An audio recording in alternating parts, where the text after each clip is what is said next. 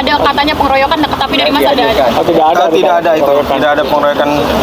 Dugaan pengeroyokan terhadap anggota TNI Angkatan Laut, AL, tidak ditemukan berdasarkan rekonstruksi perkara yang dilakukan pada Sabtu, 11 Januari 2025, dini hari. Terkait hal ini, Pangku Armada RI Laksamana Madya TNI Deni Hendrata menyebut pengeroyokan itu merupakan laporan awal yang ia terima sebelum mengetahui peristiwa penembakan. Perlu ada pembuktian lebih lanjut soal laporan itu. Mengenai pengeroyokan itu yang saya sampaikan berdasarkan informasi awal dan video yang saya terima, kata Deni Minggu, 12 Januari 2025. Laporan ini harus ada pembuktian dan semua pembuktian itu melalui proses penyelidikan lanjutan oleh Puspomal bekerja sama dengan Polda Banten. Lanjut dia. Setelah rekonstruksi, pengusutan terhadap kasus ini harus berlanjut hingga sidang di pengadilan militer.